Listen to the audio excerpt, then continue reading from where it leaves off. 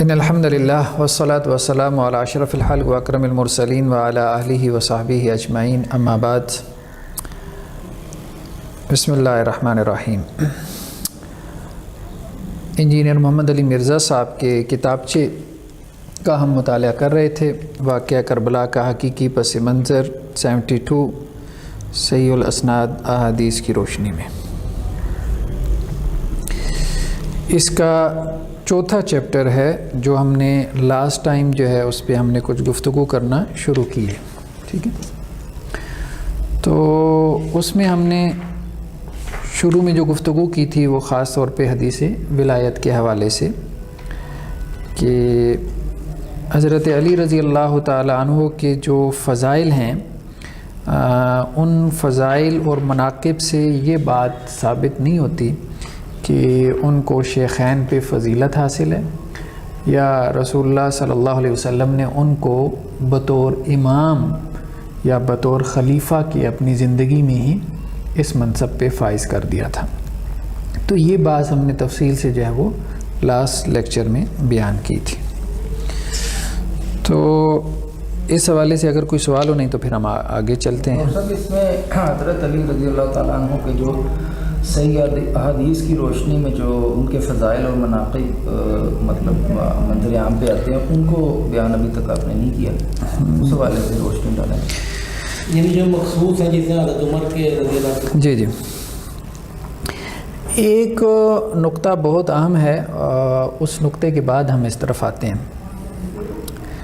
دیکھیں، حضرت علی رضی اللہ تعالیٰ عنہ کے فضائل نو ڈاؤٹ ہیں، اور کچھ فضائل ان کے ایسے بھی ہیں کہ جن میں وہ دوسروں سے خاص ہیں، لیکن جس طرح سے حضرت علی رضی اللہ تعالیٰ عنہ کے فضائل عام کر دیے گئے، یعنی ان میں جس قسم کی ایگزیجریشن یا مبالغہ پیدا کر دیا گیا، جب آپ اس ایگزیجریشن اور مبالغے کی نفی کرتے ہیں تو لوگ کہتے ہیں حضرت علی کی کیا فضیلت آپ نے بیان کی، یعنی ایک یہ تاثر آڈینس کی طرف جاتا ہے۔ اس کی وجہ یہ ہے کہ آپ نے اگر کسی کو مثال کے طور پہ الوہیت کے درجے پہ اس کو بٹھایا ہوا ہے، اور اب آپ اس کے فضائل میں جتنی مرضی چیزیں جو ہے وہ نقل کر دیں کہ جس میں وہ بہترین سے بہترین انسان ثابت ہو رہا ہو، تو پھر بھی آپ کہیں گے کہ جی پتہ نہیں آپ نے کیا فضیلت بیان کی ہے۔ تو ایک اہم بات یہ ذہن میں رکھیں کہ فضیلت اور منقبت جو ہے نا، اس کا تعلق کوئی سپر نیچرل قسم کی کریکٹرسٹکس سے نہیں ہے کہ جی ماورائی قسم کی خصوصیات جو ہے نا وہ ہم کہیں کہ حضرت علی رضی اللہ عنہ میں تھی۔ یہ فضیلت اور منقبت کا یہ معنی نہیں، ٹھیک ہے۔ جو فضیلتیں آئی ہیں وہ بلا شبہ آئی ہیں۔ ان فضیلتوں میں سے ایک بات تو یہ ہے کہ کچھ فضیلتیں ایسی ہیں کہ جن میں دوسرے صحابہ بھی حضرت علی کے ساتھ شریک ہیں۔ اب اس سے بظاہر یہ محسوس ہوتا ہے کہ جیسے یہ حضرت علی کی فضیلت نہیں بھائی، یہ حضرت علی کی پھر بھی فضیلت ہے۔ دیکھیں نا، پچھلی دفعہ ہم نے یہ بحث کی تھی حدیث ولایت پہ، من کنت مولا فعلی مولا۔ رسول اللہ صلی اللہ علیہ وسلم نے کہا کہ جس کا میں محبوب ہوں اس کا علی محبوب ہے۔ اب اس کا یہ ترجمہ کریں تو یہ ایک فضیلت ہے، لیکن جو لوگ اس سے امامت ثابت کرتے ہیں ان کے سامنے جب آپ یہ بیان کریں گے کہ رسول اللہ صلی اللہ علیہ وسلم یہ کہہ رہے ہیں کہ علی سے محبت ہونی چاہیے، تو وہ کہیں گے بھائی یہ کیا فضیلت ہوئی، ٹھیک ہے۔ تو وہ تو دیکھیں نا، ان کے اعتبار سے تو آپ نے فضیلت نہیں بیان کی، ان کے اعتبار سے تو کیا ہے، وہ یہ کہہ رہے ہیں کہ اس نص سے یہ ثابت ہو رہا ہے، حالانکہ ثابت نہیں ہو رہا، کہ رسول اللہ صلی اللہ علیہ وسلم نے حضرت علی کو کیا کیا، امام بنایا، گویا وہ امام منصوص ہیں، اللہ کے رسول صلی اللہ علیہ وسلم نے انہیں اپنے ماں بعد خلیفہ ڈکلیئر کر دیا، حالانکہ یہ بات اس سے ثابت نہیں ہو رہی، ٹھیک ہے۔ تو یہ اہم بات ہے۔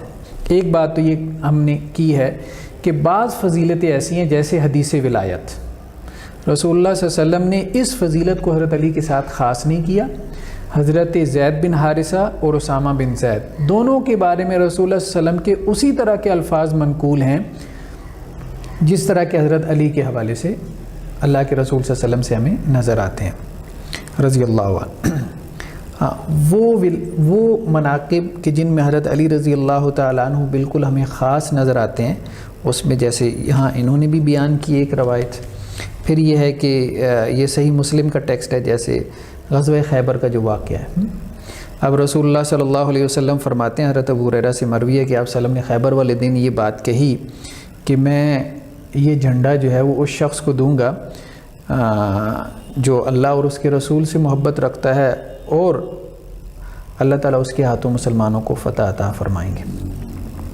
تو حضرت عمر بن خطاب یہ کہتے ہیں، ما احببت الامارہ الا یومئذ، مجھے اس دن جو ہے وہ امارت محبوب ہوئی، یعنی مجھے یہ ایک شوق پیدا ہوا کہ وہ میں ہوں۔ یعنی مجھے، ویسے تو حضرت عمر اس کو پسند نہیں کرتے تھے لشکر کا امیر بننا، ٹھیک ہے، لیکن اس دن انہوں نے کہا کہ یہ اتنی بڑی فضیلت تھی کہ میں نے اس کی خواہش کی۔ صحیح مسلم کی ایک اور روایت میں ہے کہ فبات الناس یذوقون لیلتہم ایہم یوتا، لوگوں نے رات جو ہے اس انتظار میں گزاری کہ اللہ کے رسول کس کو دیں گے، اور جب صبح ہوئی تو اللہ کے رسول صلی اللہ علیہ وسلم کے پاس لوگ آئے تو کلہم یرجون ان یوتا، ہر آدمی کی یہ خواہش تھی کہ ہر آدمی کی یہ خواہش تھی کہ اللہ کے رسول اس کو یہ جھنڈا عنایت فرماتے، لیکن اللہ کے رسول نے حضرت علی کو دیا۔ تو اب یہ دیکھیں کہ اس میں اب اللہ کے رسول صلی اللہ علیہ وسلم نے ایک مقام، ایک مرتبہ، ایک آپ کہیں کہ جی ایک ریگارڈ کیا حضرت علی رضی اللہ تعالیٰ عنہ کا، جو کہ دوسرے لوگ سب لوگ اس کی امید کر رہے تھے، اس کی خواہش کر رہے تھے۔ تو اس قسم کے فضائل مطلب نو ڈاؤٹ حضرت علی رضی اللہ تعالیٰ عنہ کے لیے ثابت ہیں، لیکن اگر آپ وہ فضائل جو اب عام طور پہ اس طرح سے بیان کیے جاتے ہیں کہ جس طرح جو حضرت علی رضی اللہ تعالیٰ عنہ معاذ اللہ ان کے اندر کوئی صفت الوہیت ثابت ہوتی ہو، تو وہ بہرحال ثابت نہیں ہے۔ اس قسم کی چیزیں جو ہے وہ ایگزیجریشن کی گئی ہے، ان میں مبالغہ کیا گیا۔ اب دیکھیں نا کہ حضرت سعد بن ابی وقاص کی جو روایت مطلب یہاں پہ اس باب میں کثرت سے نقل ہوئی ہے، 3 فضیلتوں کا تذکرہ ہے حضرت علی رضی اللہ تعالیٰ عنہ کی۔ ایک فضیلت تو ان کی یہ انہوں نے بیان کی کہ اللہ کے رسول صلی اللہ علیہ وسلم نے انہیں یہ کہا تھا کہ آپ میرے لیے ایسے ہو جیسے حضرت موسیٰ کے لیے ہارون ہیں، بہرحال یہ ایک فضیلت ہے۔ اسی طرح سے پھر خیبر والی فضیلت کا تذکرہ کیا، اور تیسرا جو ہے کہ جب اللہ کی طرف سے جو ہے وہ آیات نازل ہوئیں تو رسول اللہ صلی اللہ علیہ وسلم نے چادر میں جن لوگوں کو لے کے کہا کہ یہ میرے اہل بیت ہیں، ان میں حضرت علی بھی شامل تھے۔ تو بہرحال یہ فضیلتیں ہیں حضرت علی رضی اللہ تعالیٰ عنہ کی، اور اس طرح کی فضیلتیں ثابت ہیں، ان کا انکار نہیں کرنا چاہیے۔ ہاں وہی لوگ ان کا انکار کرتے ہیں کہ جو ان سے بغض رکھتے ہیں، مطلب ان سے عداوت یا دشمنی رکھتے ہیں، اور یہی چیز جسے ہم کہتے ہیں کہ جی ناسبیت جو ہے وہ یہی چیز ہے کہ حضرت علی رضی اللہ تعالیٰ عنہ کے فضائل کا بالکل انکار کر دینا ان سے دشمنی اور ان کے بغض کی وجہ سے۔ تو ایک مسئلہ تو یہاں پہ یہ ہے کہ حضرت علی کے فضائل ہیں، اس چیپٹر میں بھی بیان ہوئی ہیں اور احادیث کے بہت سارے ابواب میں بھی بیان ہوئی ہیں، لیکن ہم نے صرف اتنی بات کی تھی لاسٹ لیکچر میں کہ کچھ فضائل من گھڑت ہیں، فیبریکیٹڈ ہیں، کچھ نہیں بلکہ بہت سارے من گھڑت ہیں، ٹھیک ہے۔ ہم نے فگر بھی بیان کیا تھا کہ 3000 کے قریب احادیث گھڑی گئیں حضرت علی رضی اللہ تعالیٰ عنہ کی فضیلت میں، ٹھیک ہے۔ تو اب ظاہری بات ہے کہ یہ سب کام ہوا ہے، اگر ان احادیث کا ہم انکار کرتے ہیں جو من گھڑت ہیں، موضوع ہیں، فیبریکیٹڈ ہیں، تو اب آپ یہ کہیں کہ جی آپ حضرت علی کی کوئی فضیلت ہی نہیں مانتے، تو ایسی بات نہیں۔ یہ آپ جو ہے نا وہ غلط تاثر دے رہے ہیں نا لوگوں کو، جب ہم خود کہہ رہے ہیں کہ نہیں، جو صحیح احادیث میں اتھینٹک روایات میں ان کی فضیلتیں آئی ہیں سو وہ آئی ہیں۔ ایک بات تو یہ ہو گئی کہ من گھڑت روایات والی فضیلتیں نہیں ہیں، وہ ثابت نہیں ہیں، وہ ہم نہیں مان سکتے، کیونکہ اس طرح تو حضرت امیر معاویہ کی بھی بہت ساری موضوع احادیث میں فضیلتیں بیان ہوئی ہیں، بہت اس طرف سے بھی اسی طرح کا آپ کو چیزیں نظر آئیں گی۔ تو دوسری چیز یہ ہے کہ جو فضیلتیں آئی ہیں حضرت علی رضی اللہ تعالیٰ عنہ کی، ان کی ایسی انٹرپریٹیشن نہ کریں کہ جو خود کتاب و سنت کے خلاف ہو، جو رسول اللہ صلی اللہ علیہ وسلم کی مراد نہ ہو۔ من کنت مولا فعلی مولا، ٹھیک ہے ہم اس کو مانتے ہیں، لیکن یہاں مولا سے مراد خلیفہ نہیں ہے، یہاں مولا سے مراد محبوب ہے۔ حضرت علی اللہ کے رسول کے محبوب ہیں، ہمارے بھی محبوب ہیں۔ رسول اللہ صلی اللہ علیہ وسلم نے فرمایا کہ جس کا میں محبوب ہوں وہ علی کو اپنا محبوب بنا لے، تو یہ فضیلت ہے نا۔ تو یہ اس سے مراد یہ نہیں ہے کہ اللہ کے رسول نے یہ کہا کہ جس کا میں خلیفہ ہوں وہ علی کو خلیفہ بنا لے، یہ تو ہم نے کہا کہ یہ خود کتاب و سنت جو ہے وہ اس انٹرپریٹیشن کے خلاف قائم ہے، اور اس کو ہم نے تفصیل سے ڈسکس کیا۔ تو یہ بات ہے، لیکن بات یہ ہے نا کہ جب ہم اعتدال پیدا کرنے کی کوشش کرتے ہیں، ایک تو ہم کہتے ہیں کہ موضوع اور من گھڑت روایات قابل قبول نہیں ہے، دوسرا ہم کہتے ہیں کہ اس کی انٹرپریٹیشن اعتدال میں رہتے ہوئے یہ کریں، تو لوگ کہتے ہیں آپ جیسے فضیلتوں کا انکار کر رہے ہیں۔ نہیں، فضیلتوں کا کوئی انکار نہیں کر رہا۔ ایک تو یہ ہے کہ آپ صحیح روایات سے فضیلت لے کے آئیں، اور دوسرا جو فضیلت ہے بس اس کو اسی درجے میں رکھیں، اس کو حد سے زیادہ جو ہے وہ مبالغہ نہ تو مولا والا جو ہے نا اس کا سیاق بتا رہا ہے کہ اس کی حیثیت کیا ہے، کہ یہ جس معنوں میں پیش کی جاتی ہے پھر پہلے کہنا چاہیے تھا، وہاں سے آگے وہ سب چلے گئے، تھوڑے سے رہ گئے لوگ، ایسے ہی حجت الوداع کے موقع پہ یہ موقع محفوظ بتا رہا ہے کہ اس کو ہم نے کہا۔ ہاں بالکل ایسی بات، بالکل ایسی بات۔ دوسری بات یہ ہے کہ اب ہم یہ بھی نہیں کہتے کہ انجینئر محمد علی مرزا صاحب نے یہاں پہ مطلب ہم ہر ان کی چیز پہ تنقید نہیں کرتے۔ دیکھیں ایک روایت انہوں نے یہاں پہ بیان کی ہے حضرت علی رضی اللہ تعالیٰ عنہ کے حوالے سے کہ حضرت علی رضی اللہ تعالیٰ عنہ، یہ فضائل صحابہ جو ہے امام احمد بن حنبل کی کتاب ہے، اس سے کہ ابو مریم تابعی کہتے ہیں کہ میں نے خود سیدنا علی رضی اللہ تعالیٰ عنہ کو یہ فرماتے ہوئے سنا۔ یہ انہوں نے پیج نمبر 23 پہ یہ روایت نمبر 48 ہے، ٹھیک ہے۔ اس کا میں نے یہ ٹیکسٹ بھی نکالا، بلکہ میں اس کا عربی ٹیکسٹ پڑھ دیتا ہوں۔ یہ جو عربی ٹیکسٹ ہے اس میں ابو سوار سے یہ روایت ہے، وہ یہ کہتے ہیں کہ حضرت علی نے یہ بات کہی، لا يحبنی قوم حتی يدخل النار فی حبی، کہ ایک قوم یا کچھ لوگ مجھ سے محبت کریں گے اور میری محبت کی وجہ سے جہنم میں داخل ہوں گے، یہ حضرت علی نے کہا۔ اور دوسری طرف کیا کہا، ولا یبغضنی قوم حتی يدخل النار فی بغضی، اور کچھ لوگ مجھ سے بغض رکھیں گے اور میرے بغض میں جہنم میں داخل ہوں گے۔ تو یہ وہی بات ہے، یعنی دو ایکسٹریمز پیدا ہوئی حضرت علی کے حوالے سے۔ جیسے دیکھیں حضرت عیسیٰ علیہ السلام کے بارے میں دو ایکسٹریمز ہمیں ملتی ہیں، ٹھیک ہے۔ ایک طرف یہودی تھے جنہوں نے کہا معاذ اللہ وہ کیا ہیں، جادوگر ہیں، میجیشین ہیں، ولد الزنا تک کہا معاذ اللہ ثم معاذ اللہ ہیں۔ وہ ایک یوسف نامی جو شخص تھے ان کی طرف نسبت کی حضرت عیسیٰ علیہ السلام کی معاذ اللہ، اور پھر یہ کہا کہ واجب القتل ہیں جادوگر ہونے کی وجہ سے، اور اپنے تئیں ان کو سولی چڑھانے کی بھی کوشش کی، لیکن قرآن نے کہا وما قتلوا وما صلبوا، ہیں وہ ان کو حضرت عیسیٰ کو وہ قتل نہیں کر پائے اور نہ ہی وہ سولی دے پائے، لیکن وہ سمجھتے یہی ہیں کہ ہم نے سولی چڑھا دیا تھا۔ دوسری انتہا پہ عیسائی تھے، کرسچینز تھے، انہوں نے کیا کہا، انہوں نے جو ہے وہ حضرت عیسیٰ علیہ السلام کو اللہ کا بیٹا قرار دے دیا۔ تو یہی معاملہ حضرت علی کے ساتھ بیان ہی ہوا کہ کچھ لوگ ان کی محبت میں اس درجہ آگے بڑھ گئے کہ انہوں نے ان میں صفات مان لی، یعنی ڈیوائن ایلیمنٹس ان کے اندر جو ہے نا انہوں نے مان لیے، اور کچھ لوگ ان کے بغض میں نفرت میں اتنے آگے بڑھ گئے کہ انہوں نے ان کی دشمنی اور ان کے ساتھ عداوت کو ہی زندگی کا جو ہے وہ مقصد بنا لیا۔ تو پہلی جو قسم تھی جو محبت میں غلو کرنے والے تھے وہ روافض کہلائے، اور جو لوگ بغض میں جو ہے وہ بہت آگے بڑھ گئے حضرت علی سے اور اہل بیت سے تو وہ ناسبی کہلاتے تھے۔ تو یہ اہم چیز ہے، مطلب اس کو سمجھنے کی ضرورت ہے کہ حضرت علی کی شخصیت کے حوالے سے یہ دو ایکسٹریمز ہیں جو ہمیں ملتی ہیں، ٹھیک ہے نا۔ تو اب بات یہ ہے کہ ہمارے ہاں سوسائٹی میں یہ چیز بہت زیادہ ہے کہ لوگ جب حضرت علی کی ذات کے حوالے سے بحث کرتے ہیں تو ایک بندہ دوسرے کو رافضی کہہ دیتا ہے، دوسرا اس کو کیا کہہ دیتا ہے، جواب میں ناسبی کہہ دیتا ہے۔ اسی طرح حضرت حسین کے حوالے سے رضی اللہ عنہ، تو یہ چیز بہت زیادہ ہے، اس کو تھوڑا سمجھنے کی ضرورت ہے۔ اس کو سمجھنے کے لیے نا ہمیں تھوڑا سا تاریخ میں جانا پڑے گا۔ رفض کیا چیز ہے، یا رفض کی طرف بھی ہم نہیں جاتے، ہم کہتے ہیں کہ شیعیت کیا چیز ہے، ٹھیک ہے۔ اب انجینئر محمد علی مرزا صاحب بھی بہت دفعہ اپنی ویڈیوز میں یہ بات کہتے ہیں کہ جی لوگ مجھے شیعہ کہہ دیتے ہیں، یا مجھے کہتے ہیں جی میرے اندر شیعیت ہے، یا مجھے نیم رافضی کہہ دیتے ہیں، یا رافضی کہہ دیتے ہیں، یا تقیہ باز یا کچھ بھی کہہ دیتے ہیں۔ تو ہمیں تھوڑا سا مطلب انالیسس کرنا پڑے گا، اس چیز کو نا ڈسکس کرنا پڑے گا کہ اصل میں شیعیت جو ہے وہ ہے کیا چیز۔ تو بیسیکلی دیکھیں اس وقت اگر ہم جائزہ لیں تو اہل تشیع کے جو ہے وہ ہم کہہ سکتے ہیں کہ جی 3 بڑے مکاتب فکر ہیں اس وقت، ویسے تو بہت سارے ہیں، ہم نے ذکر کیا تھا غنیت الطالبین میں شاہ عبد القادر جیلانی رحمہ اللہ علیہ نے تقریباً کوئی 32 کے قریب اہل تشیع کے سیکٹس کا تذکرہ کیا، لیکن یہ ہے کہ 3 بڑے اس وقت موجود ہیں۔ ان میں سے ایک جو ہے نا وہ زیدی شیعہ کہلاتے ہیں، ٹھیک ہے، زیدیہ جنہیں ہم کہتے ہیں۔ ایک ان میں سے اثنا عشریہ یا امامیہ کہلاتے ہیں، اثنا عشری کا مطلب 12، یعنی جو 12 اماموں کے قائل ہیں، اور ایک ان میں سے وہ ہیں جو کہ اسماعیلیہ کہلاتے ہیں، ٹھیک ہے۔ اب یہ تینوں وہ ہیں کہ جن کے پاس حکومتیں بھی ہیں، یہ تینوں سیکٹس وہ ہیں کہ جن کے پاس پاورز ہیں، اسٹیٹ پاور ہے ان کے پاس، ٹھیک ہے۔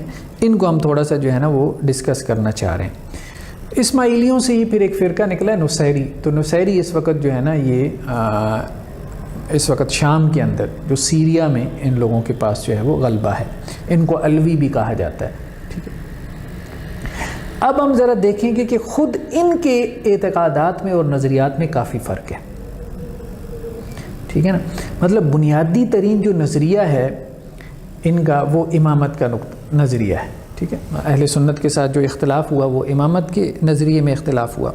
لیکن یہ ہے کہ خود یہ جو سیکٹس ہیں بڑے اس وقت جو موجود ہیں، مطلب ان کے فالورز لاکھوں میں ہیں یا آپ کہیں کروڑوں میں ہیں، وہ فالورز جو ہیں نا یا ان کے جو ظاہر بات ہے جو بھی ان کے لیڈرز ہیں یا لیڈرشپ ہے، خود ان کا بھی آپس میں اتفاق نہیں ہے امامت کے نقطہ نظر کانسیپٹ کے حوالے سے. اچھا، جو ہم تھوڑا سا پہلے یہ سمجھ لیتے ہیں کہ یہ پیدا کیسے ہوئی ہے، یہ ڈویژن کیسے ہوئی. مثال کے طور پہ اثنا عشریہ اس وقت سب سے زیادہ غالب ہیں. ایران میں ان کے پاس حکومت ہے اور پاکستان میں بھی میجورٹی جو ہے وہ اثنا عشریہ یا ان کو امامیہ کہلاتے ہیں. ٹھیک ہے. یہ 12 اماموں کے قائل ہیں. پہلے امام حضرت علی ہیں، اس کے بعد حضرت حسن ہیں، پھر حضرت حسین ہیں. حضرت حسین کے بیٹے جو ہے وہ اس کے بعد چوتھے نمبر پہ علی زین العابدین ہیں. حضرت حسین کے بیٹے تھے. تو علی زین العابدین کے بیٹے تھے محمد الباقر. امام باقر کے نام سے وہ انہیں پکارتے ہیں. محمد الباقر جو ہے نا، اس کے علاوہ ایک اور بیٹے تھے علی زین العابدین کے، زید. تو جن لوگوں نے محمد الباقر کو امام مانا تو وہ تو کہلائے یہ اثنا عشری، اور جنہوں نے امام زین العابدین کے بیٹے زید کو امام مانا تو وہ زیدیہ کہلائے. یہ ہم آگے جا کے اس کی تھوڑی سی تفصیل بھی دیکھتے ہیں. پھر محمد الباقر کے بیٹے تھے جعفر الصادق. جعفر الصادق کے پھر آگے 2 بیٹے تھے، ایک اسماعیل بڑے تھے، تو جنہوں نے ان کو امام بنا لیا تو وہ اسماعیلی کہلائے. اور چھوٹے بیٹے جو ہے وہ امام جعفر صادق کے تھے موسیٰ کاظم. جنہوں نے ان کو امام مانا تو وہ پھر آگے اثنا عشری ہیں. موسیٰ کاظم کے بیٹے تھے علی رضا، ان کے بیٹے تھے محمد جواد، ان کے علی الہادی، ان کے بیٹے حسن عسکری، اور حسن عسکری کے بیٹے محمد المہدی. محمد المہدی 12ویں امام ہیں جن کے بارے میں عام طور پر رائے ہے کہ وہ مطلب غائب ہیں. غیبوبت کا عقیدہ ہے، نظریہ ہے ان کے حوالے سے. زیدیہ جو ہیں بیسیکلی جو ہے یہ جو حضرت زید تھے یعنی علی زین العابدین کے بیٹے تھے حضرت زید، یعنی آپ کہہ سکتے ہیں کہ یہ ایک اعتبار سے حضرت حسین کے پوتے ہیں. حضرت زید جو ہے وہ حضرت حسین کے پوتے ہیں. انہوں نے اموی جو خلیفہ تھا ہشام بن عبد الملک، ان کے خلاف انہوں نے انقلاب کی ان کی ایک کاوش تھی. بہرحال تو شروع میں تو کوفیوں نے ان کا کچھ ساتھ دیا، لیکن پھر وہی معاملہ ہوا حضرت حسین رضی اللہ عنہ والا، اور 500 کے قریب لوگ ان کے ساتھ باقی رہ گئے کہ جنہوں نے لڑائی کی ان کے ساتھ مل کے امویوں کے ساتھ. تو اب یہ جو حضرت زید تھے ان کا جو نقطہ نظر تھا شیخین کے حوالے سے، تو یہ شیخین پہ لعنت کے قائل نہیں تھے. یعنی اہل تشیع میں سے کچھ لوگ جو ہیں وہ حضرت شیخین پہ، حضرات شیخین پہ کو برا بلا کہنے کے قائل ہیں، تبرہ کے قائل ہیں، لیکن یہ حضرت زید قائل نہیں تھے. اس لیے ان کے پاس جب لوگ آتے تھے اور انہیں کہتے تھے کہ جی آپ یہ کہیں کہ حضرت علی کا حق انہوں نے غصب کیا شیخین نے، تو یہ کہتے تھے میں یہ نہیں کہتا، نہ میں ان کے اوپر لعنت بھیجتا ہوں، نہ میں تبرہ کرتا ہوں. ابھی بھی ہے کیونکہ ٹی وی میں ایک دو سنے ہیں تو ہاں یہ زیدی شیعہ کہلاتے ہیں. یہ زیدی شیعہ کہلاتے ہیں جو شیخین پہ لعنت نہیں کرتے، ان کو برا بھلا نہیں کہتے اور ان سے اعلان برات نہیں کرتے. یہ صرف یہ کہتے ہیں کہ حضرت علی افضل ہیں، وہ مفضول ہیں، حضرت شیخین مفضول ہیں. اچھا، پھر یہ ان کی خلافت کو بھی مانتے ہیں. اس کی وجہ یہ ہے کہ ان کا قاعدہ یہ ہے کہ مفضول جو ہے نا وہ امام بن سکتا ہے افضل کی موجودگی میں. ٹھیک ہے، یعنی اس بات کو یہ اصولی طور پہ مانتے. تو مطلب یہ ہے کہ ایک اہل تشیع میں آپ کہہ سکتے ہیں سب سے ماڈریٹ اور سب سے کوئی معتدل فرقہ یا سیکٹ پایا جاتا ہے تو وہ یہ زیدی فرقہ کہلاتا ہے. ان کی اکثریت یمن میں ہے. یمن میں یہ جو ریولٹ اور یہ انقلاب آپ کو نظر آ رہا ہے نا، یہ سارے زیدی ہیں نا، جن کو حوثی کہتے ہیں. یہ حوثی سارے زیدی ہیں. اچھا، پھر کیا وجہ ہے کہ انہوں نے وہاں انقلاب برپا کیا؟ اگر یہ اتنے معتدل تھے اہل سنت کے تو ان کا تختہ کیوں انہوں نے الٹ دیا؟ وہ آگے ان کا ایک اصول میں بیان کرتا ہوں کہ انہوں نے یہ کام کیوں کیا. اچھا، اب ان کا امامت کے بارے میں ان کا موقف ذرا سننے والا ہے. زیدی یہ کہتے ہیں کہ جی امامت جو ہے نا صرف حضرت حسین کی اولاد میں نہیں ہے، حضرت حسن کی اولاد میں بھی جائز ہے. اچھا اثنا عشری کہتے ہیں صرف حضرت حسین کی اولاد، ٹھیک. یہ کہتے ہیں نہیں حضرت حسن کی اولاد سے بھی امام ہو سکتا ہے. اچھا دوسری بات انہوں نے یہ کہی ہے، اور مطلب یہ دیکھیں اصولی اختلافات ہیں. یہ کہتے ہیں کہ جی جو امام ہے نا اس کے لیے نص ہونا شرط نہیں ہے. ہاں مطلب اثنا عشری یہ کہتے ہیں کہ جی پچھلا امام جو ہے نا وہ اگلے کو مقرر کرے گا، اس کو وہ نص کہتے ہیں، تو پھر وہ امام بنے گا. یہ کہتے ہیں کہ نہیں، ضروری نہیں ہے کہ پچھلا امام نام لے کے کہے کہ جی یہ اگلا امام ہوگا. یہ کہتے ہیں جس کی بھی بیعت ہو جائے نا، اب کچھ ائمہ گزرے ہیں نا جن کے 2 بیٹے تھے، ٹھیک ہے، اب ان میں سے کون امام بنے گا؟ تو اثنا عشری کہتے ہیں کہ جس کو والد نے امام بنایا، نامینیٹ کر دیا، ٹھیک ہے، نومینیٹ کر دیا. یہ کیا کہتے ہیں؟ یہ کہتے ہیں بھائی جو باہر نکلا، جس نے انقلاب کی کوشش کی، جس نے ایفرٹ کی، جس کو لوگوں نے فالو کیا، جس کی صلاحیتوں سے جو ہے وہ یہ ظاہر ہوا کہ اب یہ لیڈ کر سکتا ہے، بس وہ امام ہے، جس کو لوگوں نے امام بنا لیا. ٹھیک ہے، تو یہ ان کا بنیادی فرق ہے کہ امامت جو ہے وہ اوپر سے آتی ہے یا امامت جو ہے وہ نیچے سے آتی ہے، کہاں سے ملتی ہے. سمجھ رہے نا بات؟ اسی طرح سے ان کا موقف یہ بھی ہے کہ ایک وقت میں ایک سے زیادہ امام ہو سکتے ہیں. اچھا اثنا عشریہ میں یہ نہیں ہے، یہ کہتے ہیں مختلف علاقوں میں ایک وقت میں ایک سے زیادہ امام ہو سکتے ہیں. اسی طرح یہ بھی کہتے ہیں جو بات ابھی گزری ہے کہ افضل کی موجودگی میں مفضول امام ہو سکتا ہے. ٹھیک ہے، اسی طرح یہ بھی کہتے ہیں کہ جی حضرت ابو بکر کی اور حضرت عمر کی جو خلافت تھی وہ مطلب ہم اس کے قائل ہیں، ہم ان کو غاصب نہیں سمجھتے. ٹھیک ہے، مفضول سمجھتے ہیں، بس اتنی سی بات ہے. ٹھیک ہے، اسی طرح یہ کہتے ہیں کہ امام جو ہے نا وہ معصوم نہیں ہوتا. کتنی بڑی بات ہے. اثنا عشری امام کو معصوم کہتے ہیں. یہ کہتے ہیں کہ جی امام معصوم نہیں ہوتا. یہ شیعہ کس بات کے ہیں؟ یہ شیعہ کس بات کے ہیں یہی تو بتاتا ہوں. یہی تو میں آپ کو کہہ رہا ہوں شیعت کہاں سے سٹارٹ ہوتی ہے. میں نے پچھلے لیکچر میں ایک جملہ کہا تھا، شیعت کہاں سے سٹارٹ ہوتی ہے؟ جب آپ حضرت علی کو افضل مان لیں شیخین سے، حضرات شیخین سے، یہاں سے شیعت سٹارٹ ہو جاتی ہے. یہ اس کا منیمم لیول ہے. ٹھیک ہے، ٹھیک ہے، اور زیدی اس منیمم لیول پہ کھڑے ہیں.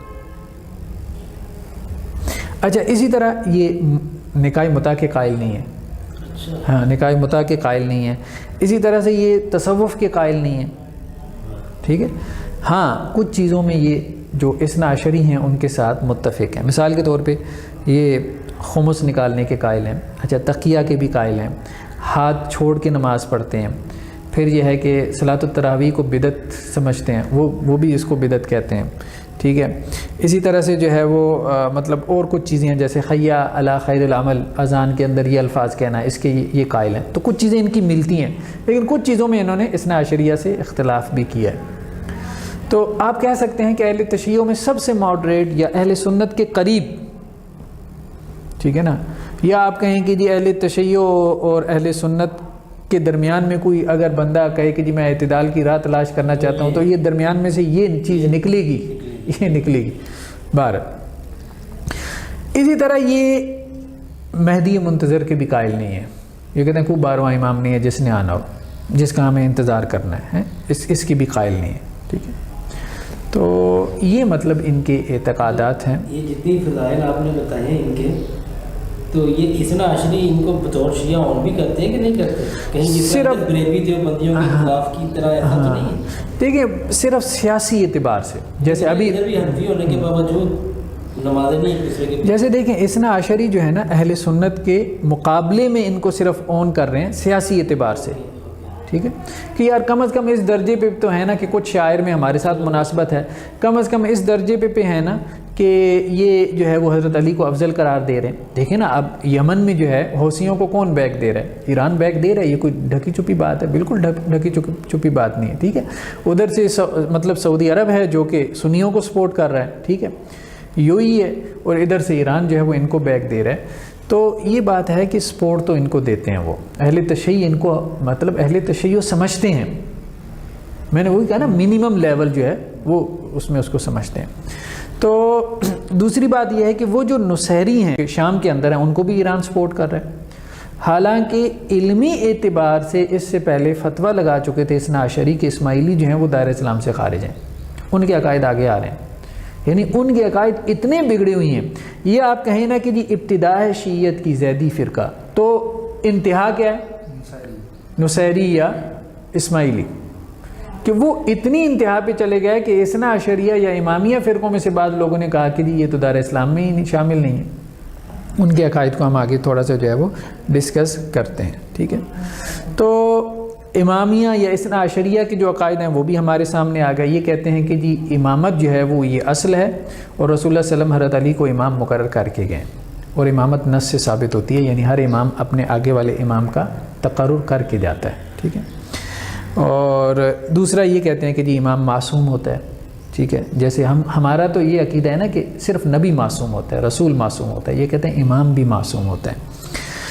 اسی طرح یہ کہتے ہیں امام کے پاس علم لدنی ہوتا ہے جو رسول اللہ صلی اللہ علیہ وسلم سے حاصل ہوا، ٹھیک ہے.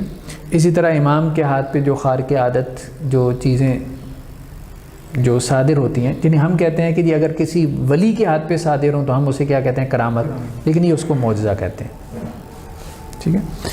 اسی طرح سے یہ غیبوبت کے قائل ہیں کہ 12ویں امام جو ہیں ہاں وہ غائب ہیں، اور انہوں نے جو ہے وہ قیامت سے پہلے ان کا ظہور ہونا ہے، ٹھیک ہے. اسی طرح تقیہ کے قائل ہیں، اسی طرح سے جو ہے وہ متع کے قائل ہیں. پھر یہ جو تبرہ کرتے ہیں، تبرہ کیا مطلب؟ حضرت شیخین سے، حضرات شیخین سے اور کبار صحابہ سے، امہات المومنین سے جو ہے وہ برات کا اظہار کرنا، ان کے اوپر لعن طعن کرنا، یہ اثنا عشریہ میں یہ چیزیں آپ کو ملیں گی. جو تیسرا فرقہ ہے اسماعیلیہ، وہ جو ہے نا حضرت جو جعفر صادق رحمہ اللہ تھے، ان کے جو بیٹے تھے حضرت اسماعیل، ان کی طرف اپنی نسبت کرتے ہیں، ٹھیک ہے. تو یہ کہتے ہیں کہ جی امام جو ہے نا اس کے لیے معصوم ہونا اس طرح سے ان کا عصمت کا عقیدہ نہیں ہے امام کے بارے میں جیسا کہ اثنا عشریہ کا ہے. یہ مطلب اس کی اس طرح سے توجیہ کر لیتے ہیں کہ جی امام کے لیے گویا کہ وہ گناہ ہی نہیں رہ جاتا، وہ معصیت بنتی نہیں ہے، ٹھیک ہے. اسی طرح سے اچھا ان کے ہاں امامت چلتی رہتی ہے، ان کے ہاں غیبوبت کا مسئلہ نہیں ہے، ٹھیک ہے. 48واں 49واں امام جو ہے وہ ان کے ابھی چل رہی ہے امامت مسلسل چل رہی ہے، ٹھیک. تو عجیب و غریب قسم کے ان کے عقائد ہیں، مطلب حج کی یہ قائل نہیں ہے، ٹھیک ہے. یہ کہتے ہیں یہ مطلب مکہ مکرمہ میں جانا یہ بت پرستی ہے، ٹھیک ہے. اسی طرح سے وہ جو ابن ملجم تھا جس نے حضرت علی رضی اللہ تعالیٰ عنہ کو شہید کیا تھا، جو مجوسی تھا، تو کہتے ہیں اس کو غلط نہیں کہنا چاہیے، بلکہ اس سے محبت کی بھی بعض لوگ دعوے دار ہیں ان میں سے، اسماعیلیوں میں سے. اس کی وجہ یہ ہے کہ وہ یہ کہتے ہیں کہ ابن ملجم تو ہمارا محسن ہے، اس نے لاہوت کو ناسوت سے نکال دیا. لاہوت یعنی حضرت علی جو ہے وہ ان کے اندر الوہیت تھی، وہ الوہیت جو ہے وہ اس جسم کے پنجرے میں بند تھی، ٹھیک ہے. تو اس جسم سے ان کو آزاد کر دیا تو اب وہ اپنی اصل میں آ گئے، ٹھیک ہے. تو بہرحال ان کے عجیب و غریب قسم کے عقائد اور نظریات ہیں، بہت سارے لوگوں نے ان کے اوپر ریسرچ کیا، لکھا ہے. تو یہ 3 بڑے جو ہیں نا اس وقت آپ کہہ سکتے ہیں کہ جی جو سیکٹس ہیں اہل تشیع کے، اور خود امامت کے حوالے سے ان کے اندر اتنا زیادہ اختلاف ہے کہ مطلب بہت مشکل ہے کہ ہم یہ بات کہہ سکیں کہ جی آپ کیا سٹانس لیں گے، کہ یعنی اہل سنت سے آپ کیا منوائیں گے کہ جی وہ کیا مانیں، کس کا نظریہ امامت مانیں. تو ایک بات تو یہ ہو گئی کہ اس بات کو ہمیں سمجھنے کی ضرورت ہے کہ حضرت علی رضی اللہ تعالیٰ عنہ کے حوالے سے جو غلو ہوا ہے تو اس غلو میں جو ہے وہ لوگ کہاں تک پہنچے ہیں، یعنی مطلب معاملہ اسماعیلیت تک پہنچا ہے، ٹھیک ہے. اور اس میں معاملہ جو ہے وہ یہاں تک بھی پہنچا ہے کہ حضرات شیخین اور صحابہ کرام، کبار صحابہ کرام کو لوگ گالی دینے تک، لعن طعن کرنے تک یا غاصب خائن کہنے تک آ جاتے ہیں. بہرحال جو ہمارے نزدیک جو کسی طور پہ بھی جو ہے وہ کوئی معتدل یا ایسے رویے نہیں ہیں کہ جن رویوں کو جو ہے وہ جسٹیفائی کیا جا سکے. اچھا، تیسرا بڑا مسئلہ جو انہوں نے اس چیپٹر میں بیان کیا ہے وہ حضرت علی رضی اللہ تعالیٰ عنہ پہ سب و شتم کے حوالے سے کہ اس کی کیا حقیقت ہے. یعنی اس چیپٹر میں 2 بڑے مسائل تھے. ایک تو حضرت علی کے فضائل، تو ہم نے کہا کہ اس میں فضائل کی بعض روایات یہ بھی ایسی لے آئے ہیں کہ جو ضعیف ہیں، جو ثابت نہیں ہے، جیسے حدیث طاہر انہوں نے بیان کی تھی۔ ہاں فضائل کی اکثر روایات یہ ایسی لے کے آئے ہیں جو کہ صحیح ثابت ہیں اور ان کو ماننا چاہیے، بالکل صحیح ہیں۔ البتہ یہ ہے کہ بعض جو ہے وہ فضائل کی روایات سے جو یہ انٹرپریٹیشن کرنا چاہتے ہیں انجینئر صاحب، ان کی بھی انٹرپریٹیشن غلط ہے اور جو اہل تشریح نے کی ہے ان کی بھی انٹرپریٹیشن غلط ہے۔ دوسرا جو بڑا مسئلہ اس باب کا ہے کہ وہ حضرت علی رضی اللہ تعالیٰ عنہ کے اوپر جو ہے وہ بہت لعن طعن ہوتی تھی حضرت امیر معاویہ اور ان کے ساتھیوں کی طرف سے یا اور لوگوں کی طرف سے یا صحابہ کرام کی طرف سے آپ کہہ لیں۔ جیسے انہوں نے پارٹی بازی تو خیر انہوں نے ایک طرح سے دکھائی ہوئی ہے اپنے اس کتابچے میں، اور وہی جو بنیادی نیریٹو جو ہے وہ اہل تشیع کا ہے کہ پارٹیاں تھیں، ایک اہل بیت کی پارٹی تھی اور باقی صحابہ سارے ایک پارٹی تھی، اور وہ سارے غاصب تھے، خائن تھے معاذ اللہ، اور ان کے ساتھ ظلم کرتے تھے، اور اس وجہ سے جو ہے وہ ہمیں ان تمام صحابہ سے گویا کہ معاذ اللہ ایک اعتبار سے یہ کہتے ہیں جی ہمیں بغض یا نفرت محسوس ہوتی۔ اب جو یہ روایات لے کے آئے ہیں اس میں کہ جن روایات میں یہ ذکر ہے کہ حضرت امیر معاویہ یا ان کے ساتھیوں کی طرف سے یا بعض صحابہ کی طرف سے جو ہے وہ حضرت علی کو لعن طعن یا سب و شتم کیا جاتا تھا، برا بھلا کہا جاتا تھا، ان کو میں صحابہ کے اعتبار سے ذرا اس کو تقسیم کر رہا ہوں۔ کچھ روایات تو ایسی ہیں کہ جن کے راوی حضرت سعد بن ابی وقاص ہیں، یعنی راویوں کے اعتبار سے ہم اس کو تقسیم کر رہے ہیں نا، راویوں کے اعتبار سے اس کو ہم مسئلے کو دیکھنے کی کوشش کرتے ہیں کہ ایک ہی راوی سے جو روایات آئی ہیں ان کو ہم جمع کریں گے، پھر ہم مسئلہ کھولیں گے کہ اصل میں مسئلہ کیا ہے۔ یہ صحیح مسلم کی روایت ہے۔ تو عامر، حضرت عامر جو ہیں رحمہ اللہ، جو سعد بن ابی وقاص کے بیٹے ہیں، یہ اپنے والد یعنی سعد بن ابی وقاص سے نقل کرتے ہیں کہ امر معاویہ، حضرت امیر معاویہ نے حکم دیا سعد کو۔ کیا حکم دیا یہ بات یہاں پہ کلیئر نہیں ہے، ٹھیک ہے۔ اس کا جو ہے وہ بریکٹس میں کوئی ترجمہ کر دے کہ جی گالی کا حکم دیا، سب و شتم کا حکم دیا، تو وہ بہرحال یہاں پہ واضح نہیں ہے۔ تو حضرت امیر معاویہ نے حضرت سعد کو کوئی بات کہی، کچھ کہا، ٹھیک ہے، کچھ کہنے کے بعد یہ بات کہی، فقال ما منعک ان تسب ابا تراب، کہ اے سعد کیا چیز مانے ہے کہ آپ ابو تراب کو جو ہے وہ برا بلا نہیں کہتے، ٹھیک ہے، یعنی حضرت علی کو جو ہے وہ برا بلا کہنے میں کیا چیز مانے ہے۔ تو حضرت سعد بن ابی وقاص نے کہا کہ جی 3 چیزیں، وہی حضرت علی کے فضائل بیان کر دیے کہ بھائی دیکھیں کہ اللہ کے رسول صلی اللہ علیہ وسلم نے ان کو کہا تھا کہ جی آپ میرے لیے ایسے ہیں جیسے موسیٰ کے لیے ہارون، اور اللہ کے رسول نے انہیں کہا تھا خیبر والے دن کہ میں جھنڈا اس شخص کو دوں گا کہ جو اللہ اور اس کے رسول سے محبت کرتا ہے اور اللہ کے رسول اور اللہ اس سے محبت رکھتے ہیں۔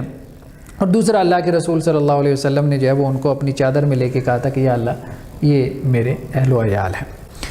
تو اس وجہ سے اب یہ جو حضرت امیر معاویہ نے سوال کیا تھا حضرت سعد بن ابی وقاص سے، ٹھیک ہے، اب اس سے بظاہر کچھ لوگ یہ نکالتے ہیں کہ جی حضرت امیر معاویہ نے حکم دیا تھا حضرت سعد کو کہ وہ حضرت علی کو گالی دیں۔ نہیں، ایسی کوئی بات ہے ہی نہیں، اس حدیث میں ہے ہی نہیں۔ یعنی الفاظ کیا ہیں، یعنی سوالیہ انداز ہے، ما منعک، کس چیز نے آپ کو روکا ہوا ہے ان تسب ابا تراب، کہ آپ ابو تراب کو برا بھلا نہیں کہتے، ٹھیک ہے۔ اب اس میں ایک بات تو یہ ہو سکتی ہے، کوئی اس کی یہ انٹرپریٹیشن کر سکتا ہے کہ جی وہ گویا کہ ابھار رہے ہیں، ٹھیک ہے، حضرت امیر معاویہ حضرت سعد کو جو ہے وہ ابھار رہے ہیں اس بات پہ کہ جی آپ حضرت علی کو گالی دیں، اگرچہ سوال کا انداز ہے۔ لیکن اس کے ساتھ ساتھ اس کی انٹرپریٹیشن یہ بھی کی جا سکتی ہے کہ دیکھیں حضرت علی کو لوگ برا بھلا کہہ رہے ہیں، ٹھیک ہے، ہمارا اختلاف ہے نا ان کے ساتھ، یہ تو بات ہے کہ اختلاف تو تھا، اور اس اختلاف میں ہمارے لوگ جو ہیں ان کو برا بھلا کہہ رہے ہیں، ان کے لوگ ہمیں برا بھلا کہہ رہے ہیں، ٹھیک ہے، تو آپ اس میں جو ہے وہ ان کو برا بھلا کیوں نہیں کہتے؟ کیا وجہ کیا ہے؟ ٹھیک ہے، آپ کیوں رکی ہوئی ہیں؟ اس کے پیچھے کیا حکمت ہے؟ تو جب حضرت سعد بن ابی وقاص نے بتا دیا کہ یہ فضائل ہیں تو امیر معاویہ چپ ہو گئے، ہاں یہ واقعتاً ایسے فضائل ہیں کہ جن کی وجہ سے حضرت علی پہ کوئی گفتگو کرنا یہ ٹھیک نہیں ہے، بالکل غلط ہے۔ تو یہ اس کی انٹرپریٹیشن بالکل واضح کلیئر ہے، مطلب اس کو سمجھا جا سکتا ہے۔ دوسری طرف جو ہے وہ ایک اور حدیث ہے جو کہ سنن ابن ماجہ کی روایت ہے۔ اس روایت میں یہ ہے کہ سعد بن ابی وقاص سے یہ روایت ہے کہ حضرت معاویہ رضی اللہ تعالیٰ عنہ حج کے دنوں میں حج کے لیے تشریف لائے، تو حضرت سعد ان کے پاس آئے، حضرت معاویہ کے پاس، تو وہاں کچھ لوگ بیٹھے ہوئے تھے جنہوں نے حضرت علی کا جو ہے وہ نامناسب انداز میں ذکر کیا، تو فنال من مطلب اس میں الفاظ ہیں فنال من. فنال من کا مطلب یہ ہے کہ غیر مناسب الفاظ کا تذکرہ کیا ہے, مطلب اس کا مطلب کوئی گالم گلوچ نہیں ہے. فغضب سعد, تو حضرت سعد جو ہیں وہ سعد بن ابی وقاص جو ہے وہ اس پہ غصے ہو گئے اور وہ کہنے لگے تقول هذا لرجل سمعت رسول اللہ صلی اللہ علیہ وسلم یقول من كنت مولا فعلی مولا. تو حضرت سعد نے کہا کہ آپ ایسے شخص کے لیے یہ بات کہہ رہے ہیں, یعنی ایسے شخص کا آپ اس انداز سے تذکرہ کر رہے ہیں جس کے بارے میں اللہ کے رسول صلی اللہ علیہ وسلم سے میں نے یہ سنا ہے کہ جس کا میں مولا ہوں تو علی بھی اس کا مولا ہے, جس کا میں محبوب ہوں علی بھی اس کا محبوب ہونا چاہیے. تو اب یہاں پہ بھی یہ جو الفاظ ہیں یعنی روایت کے وہ یہی ہیں کہ حضرت امیر معاویہ نے ان کے بارے میں کوئی تذکرہ کیا غیر مناسب الفاظ میں, پھر یہ ہے کہ فوراً حضرت سعد کا غصے ہو جانا اور غصے کی حالت میں ان کو مخاطب کرتے ہوئے کہنا کہ آپ کیسے کہہ رہے ہیں یہ بات. تو یہ انداز بتا رہا ہے کہ ایسا نہیں تھا کہ اگر کسی مجلس میں حضرت علی کے بارے میں کوئی غیر مناسب بات ہوئی تو لوگوں نے دفاع نہیں کیا, بلکہ حضرت امیر معاویہ کے ساتھ جو لوگ تھے صحابہ تھے خود انہوں نے حضرت علی کا بڑھ چڑھ کے دفاع کیا اور حضرت امیر معاویہ کو اس کے اوپر کیا ہونا پڑا, خاموش ہونا پڑا, یعنی بات آگے چلی بھی نہیں. ٹھیک ہے, تو یہ اب دیکھیں نا, اب یہاں پہ دو روایات ہیں, ان دونوں روایات میں کہیں گالی کا ذکر نہیں ہے کہ حضرت امیر معاویہ نے یا ان کے ساتھیوں نے گالی دی ہو. زیادہ سے زیادہ جو ذکر ہے سعد بن ابی وقاص رضی اللہ عنہ کی جو روایات ہیں ان میں یہ ہے کہ حضرت علی کا غیر مناسب انداز میں تذکرہ ہوا کسی مجلس میں, اور پھر انہی روایات میں یہ ذکر ہے کہ اس کا دفاع بھی کر دیا گیا حضرت سعد کی طرف سے, اور اس دفاع کو کسی نے چیلنج بھی نہیں کیا. دوسری جو روایات ہیں وہ ہیں سہل بن سعد سے. سہل بن سعد سے جو روایات ہیں, ایک تو صحیح مسلم کی روایت ہے. تو صحیح مسلم کی روایت میں یہ ہے, سہل بن سعد تھے کہ ایک شخص کو جو ہے جو آل مروان میں سے تھا اس کو مدینہ کا حکمران بنایا گیا.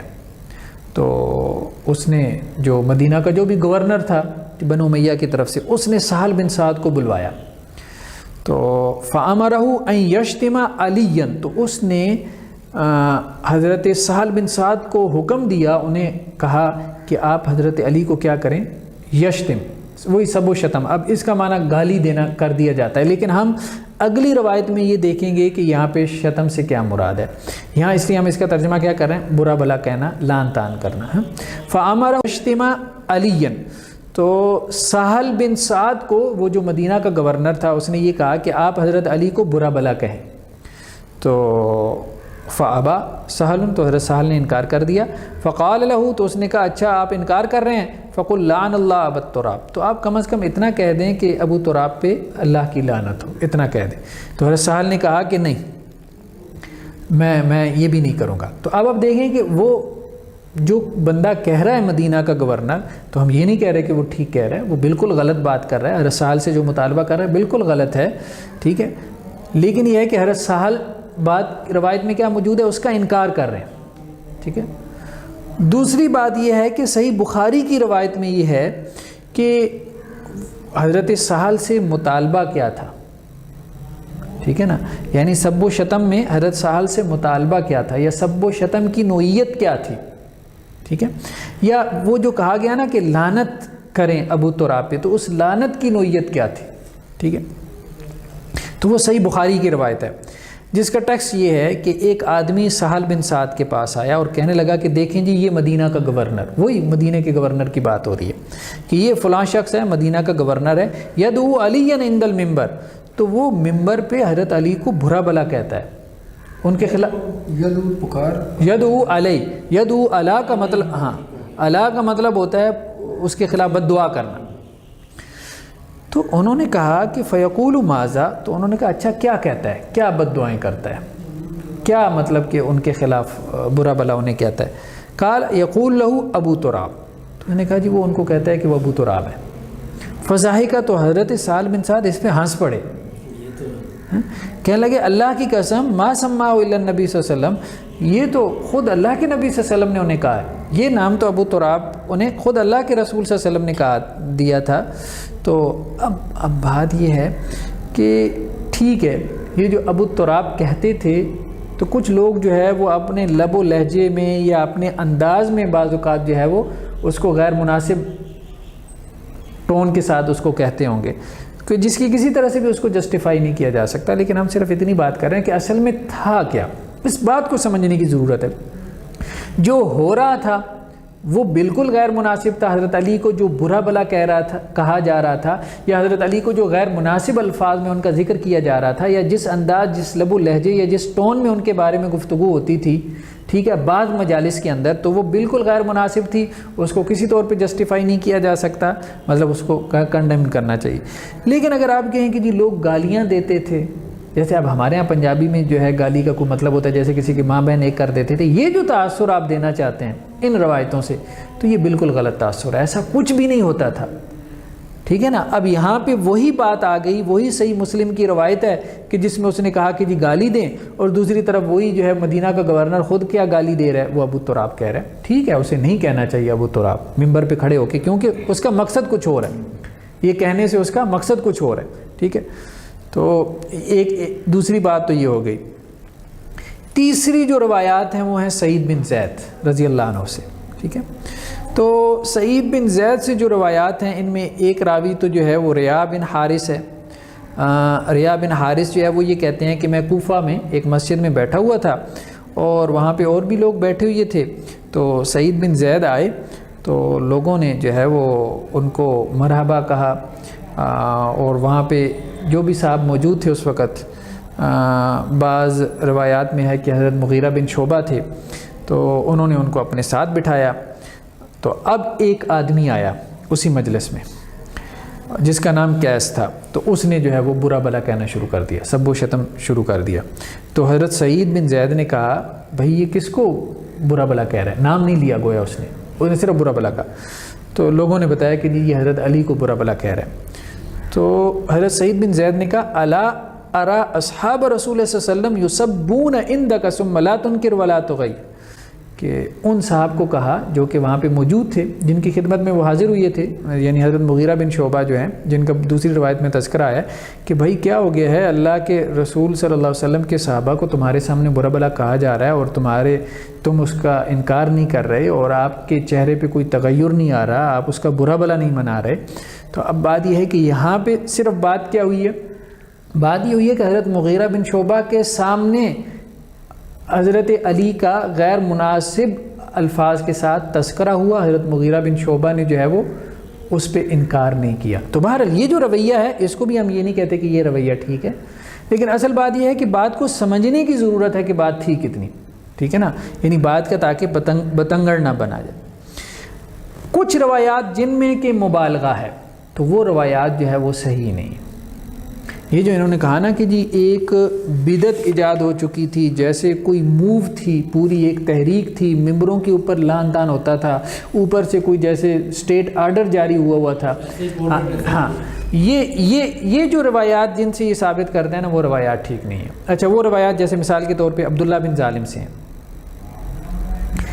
عبداللہ بن ظالم جو ہے مرکزی راوی ہے ایسی روایات کا، ٹھیک ہے۔ جو عبداللہ بن ظالم سے ایک روایت میں یہ ہے کہ سعید بن زید کہتے ہیں کہ حضرت مغیرہ بن شعبہ نے خطبہ مقرر کی ہوئے تھے حضرت علی کو جو پکڑیں، ٹھیک ہے۔ تو پھر حضرت سعید بن زید نے اس پہ کہا الا تری ھذا الظالم، کیا تم اس ظالم کو نہیں دیکھتے، یعنی سعید بن زید کس کو ظالم کہہ رہے ہیں، مغیرہ بن شعبہ کو، ٹھیک ہے، کہ اس نے لوگوں کو حکم دیا ہوا ہے کہ وہ لعنت بھیجیں کس پہ، ایک ایسے شخص پہ جو جنتی ہے۔ اچھا اس کا مرکزی راوی کون ہے، عبداللہ بن ظالم۔ دوسری جو روایت ہے وہ بھی عبداللہ بن ظالم سے ہے، وہ یہ کہتے ہیں کہ میں سعید بن زید سے ملا تو وہ یہ کہتے ہیں کہ ہمارے امراء ہمیں حکم دیتے ہیں کہ ہم اپنے بھائیوں پہ لعنت بھیجیں، لیکن ہم ان پہ لعنت نہیں بھیجیں گے۔ اچھا ساتھ ساتھ ان روایات میں یہ بھی آ رہا ہے کہ لوگ مان ہی نہیں رہے لوگ مان ہی نہیں رہے، ٹھیک ہے، انکار کر رہے ہیں۔ تیسری روایت جو ہے وہ اس میں یہ ہے، یہ بھی عبداللہ بن ظالم سے ہی ہے۔ اس روایت میں یہ ہے کہ مغیرہ بن شعبہ نے خطبہ دیا اور اس میں حضرت علی رضی اللہ تعالیٰ عنہ کو برا بلا کہا، ٹھیک ہے۔ تو اب دیکھیں کہ یہ جو روایات ہیں کہ جن سے یہ ایک تاثر پیدا ہوتا ہے کہ جیسے حضرت مغیرہ بن شعبہ نے کیا کیا تھا، کوفہ کے اندر مسجدوں میں خطبہ مقرر کی ہوئے تھے، جیسے کہ خطبہ کو حکم دیا گیا تھا عمراء کی طرف سے کہ وہ حضرت علی کو خطبوں میں کیا کریں، لعن طعن کریں۔ تو ان تمام روایات کا مرکزی راوی جو ہے وہ عبداللہ بن ظالم ہے. اور عبداللہ بن ظالم کے بارے میں امام بخاری کیا کہتے ہیں؟ امام بخاری یہ کہتے ہیں کہ عبداللہ بن ظالم ان سعید بن زید. جب یہ سعید بن زید اور اللہ کے نبی صلی اللہ علیہ وسلم سے نقل کرے تو ولا یصح، یہ اس کی روایت صحیح نہیں ہوتی. ٹھیک ہے، تو اس لیے اس کی روایت اس قابل نہیں ہے کہ جس کی بنیاد پہ ہم یہ مان لیں کہ حضرت امیر معاویہ اور ان کے ساتھیوں کی طرف سے گویا کہ ایک پوری تحریک چلائی گئی تھی حضرت علی رضی اللہ تعالیٰ عنہ کو ڈی گریڈ کرنے کے لیے، اور جمعے کے خطبوں میں ان کے اوپر لعن طعن باقاعدہ جو ہے وہ حکمی انداز میں کروائی جاتی تھی. البتہ یہ بات کسی حد تک کی جا سکتی ہے، مطلب یہ بات کچھ روایات سے ہمارے سامنے آتی ہے کہ حضرت علی کا بعض مجالس میں غیر مناسب انداز میں تذکرہ ہوا، ٹھیک ہے، جو بالکل بھی مطلب ٹھیک نہیں تھا. لیکن یہ ہے کہ اسی مجلس میں حضرت علی رضی اللہ تعالیٰ عنہ کا دفاع بھی کر دیا گیا بعض دوسرے لوگوں کی طرف سے جو خود حضرت امیر معاویہ کے ساتھیوں میں سے تھے. ٹھیک ہے، اور بلکہ انہوں نے حضرت امیر معاویہ کو اس پہ خاموش کروا دیا. تو گویا کہ یہ بات جو ہے دفاع حضرت علی کا وہاں پہ ہو چکا تھا. ٹھیک ہے نا. اسی طرح سے کچھ روایات جو انہوں نے نقل کی ہیں، مطلب چوتھے نمبر پہ وہ ان کا جو مرکزی راوی ہے وہ ابو عبداللہ الجدلی ہے. ابو عبداللہ الجدلی کی جو روایات ہیں نا، ان میں بہت زیادہ مبالغہ ہے. ٹھیک ہے، حضرت علی کے حوالے سے. مثال کے طور پہ ابو عبداللہ الجدلی کی جو ایک روایت ہے اس میں وہ یہ کہتے ہیں کہ جی میں ام سلمہ کے پاس داخل ہوا تو ام سلمہ یہ کہتی ہیں کہ اللہ کے رسول صلی اللہ علیہ وسلم کو گالی دی جا رہی ہے. ٹھیک ہے، تو وہ کہتے ہیں کہ جی میں نے کہا کہ سبحان اللہ یا معاذ اللہ، اللہ کے رسول کو کون گالی دے سکتا ہے، ہمارے ہوتی ہے. تو حضرت ام سلمہ کہتی ہیں میں نے رسول اللہ صلی اللہ علیہ وسلم سے سنا اللہ کے رسول یہ کہتے ہیں من سب علی فقط سبنی، جس نے علی کو گالی دی اس نے مجھے گالی دی. اللہ کے رسول نے یہ بات کہی. ٹھیک ہے، اب اس جو روایت کا مرکزی راوی ہے وہ کون ہے؟ وہ ابو عبداللہ الجدلی ہے. اچھا، ایک روایت انجینئر محمد علی مرزا صاحب نے یہاں پہ بیان کی ہے. اچھا، وہ اس روایت کا ٹیکسٹ بھی جو ہے نا وہ تھوڑا سا اس میں تو اور بھی کچھ زیادہ باتیں ہیں. المعجم الصغیر یہ طبرانی کی روایت ہے. اس میں یہی بات ہے کہ ابو عبداللہ الجدلی یہ کہتے ہیں کہ میں ام سلمہ کے پاس آیا اور ام سلمہ رضی اللہ عنہا نے مجھے کہا کہ تم لوگوں کے ہوتے ہوئے جو ہے وہ اللہ کے رسول صلی اللہ علیہ وسلم کو بھرے بازار میں گالیاں دی جاتی ہیں. تو میں نے کہا سبحان اللہ، اللہ کے رسول کو کون گالی دے سکتا ہے؟ تو انہوں نے کہا کیا علی بن ابی طالب کو گالی نہیں دی جا رہی؟ اور جو ان سے محبت رکھتے ہیں ڈول حضرت علی اور ان سے محبت کرنے والوں کو کیا گالی نہیں دی جا رہی؟ تو فشہد ان رسول اللہ صلی اللہ علیہ وسلم کان یحبو. تو اب آپ مجھے بتائیں کہ یہاں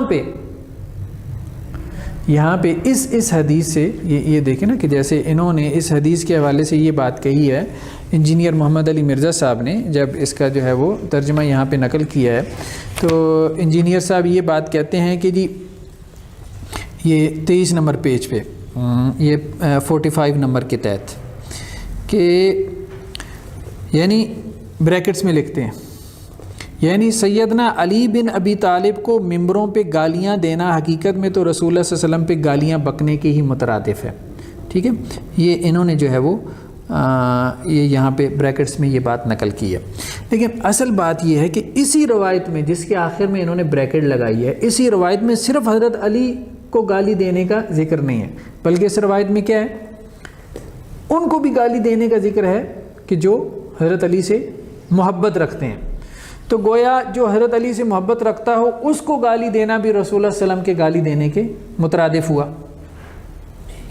ٹھیک ہے، تو پھر تو مطلب یہ ہے کہ جی کسی شیعہ کو آپ گالی دے دیں تو آپ نے رسول اللہ کو گالی دی ہے. وہ سارے تو حضرت علی سے محبت رکھتے ہیں نا، اس میں تو کوئی شک نہیں ہے. ٹھیک ہے، نہیں یہ ہے کہ ان روایات میں بہت زیادہ مبالغہ ہے. ٹھیک ہے، سنت بھی رکھتے ہیں. ہاں، محبت تو اہل سنت بھی حضرت علی سے رکھتے ہیں. تو اہل سنت کو اگر آپ گالی دیں گے تو پھر رسول اللہ صلی اللہ علیہ وسلم کو گالی دی آپ نے. نہیں، یہ بات جو ہے نا یہ غلط ہے. ان روایات میں بہت زیادہ مبالغہ ہے. ان روایات کا متن ہی بتا رہا ہے کہ یہ ٹھیک نہیں ہے. دوسری بات جو اہم ہے کہ ان روایات کا یا اس مضمون کی روایات کا جو مرکزی راوی ابو عبداللہ الجدلی، اس کے بارے میں جو ہے وہ اپنا خطیب بغدادی کہتے ہیں الطبقات الکبریٰ میں. خطیب بغدادی یہ کہتے ہیں کہ اس میں بہت زیادہ تشیع موجود تھا. وکان شدید التشیع، مطلب سخت قسم کا یہ جو ہے نا وہ شیعہ تھا. اچھا اسی طرح سے میزان الاعتدال میں جو ہے وہ انہوں نے کہا ہے امام ذہبی نے اس کے بارے میں، اس راوی کے بارے میں، ابو عبداللہ الجدلی کے بارے میں کہ شیعی بغیض، بغض رکھنے والا شیعی ہے، ٹھیک ہے، یعنی جو مطلب آپ کہہ لیں کہ جی اہل سنت جو دوسرا جو اسکول آف تھاٹ ہے اس سے بغض رکھنے والا شیعی ہے۔ تو بلکہ امام جوزجانی نے یہ بھی بات کہی ہے کہ جی مختار جو ثقفی تھے ان کی جو ہے وہ لشکر میں یہ اس نے جھنڈا اس کے ہاتھ میں تھا، اگرچہ امام احمد نے اس کو سکہ کہا ہے، لیکن ایک بات ذہن میں یہ رکھنی چاہیے کہ اگر کوئی راوی جو ہے وہ بدعتی ہو اور اس سے کوئی ایسی روایت منقول ہو کہ جس سے اس کی بدعت کی تصدیق ہوتی ہو تو وہ روایت اس سے قابل قبول نہیں ہوتی۔ ٹھیک ہے امام بخاری رحمہ اللہ علیہ نے اہل تشیع یا شیعہ راویوں سے روایات لی ہیں، لیکن اس میں محدثین نے یہی اصول بیان کیا ہے، یعنی دو اصولوں کے تحت جو ہے اہل سنت یہ کہتے ہیں یا محدثین کی جماعت یہ کہتی ہے، دو اصولوں کے تحت آپ روایت لے سکتے ہیں۔ ایک بات تو یہ ہے کہ اس بندے سے آپ روایت لیں گے کہ جو اپنی بدعت کی طرف داعی نہ ہو، ٹھیک ہے، اور اس کی بدعت بھی بدعت مفسقہ ہو، مکفرہ نہ ہو، ٹھیک ہے، تو وہ آدمی جو ہے جو اپنی بدعت کا پریچر نہ ہو، مبلغ نہ ہو، داعی نہ ہو، اور دوسری اور اہم بات یہ ہے کہ جو روایت آپ لے رہے ہیں وہ روایت اس کی بدعت کو سپورٹ نہ کرتی ہو۔ تو اگر ایک شیعہ جو ہے راوی اس سے آپ وہ روایت نقل کریں کہ جس سے اس کی شیعیت کو سپورٹ ملتی ہو، اس کا جو بیانی ہے، جو نیریٹو ہے اس کو سپورٹ ملتی ہو، تو وہ روایت اس سے نہیں لی جائے گی، ٹھیک ہے۔ یہ اس کے اوپر تقریباً محدثین کا کیا ہے، اتفاق ہے۔ کچھ اور جو روایات ہیں جیسے انہوں نے یہاں پہ بھی نقل کی ہیں، قیس بن ابی حازم کی ایک روایت ہے جو مستدرک حاکم کی ہے، یہ انہوں نے تفصیل سے یہاں پہ نقل کی ہے، یہ روایت جو ہے وہ 41 نمبر کے تحت 20 نمبر پیج پہ۔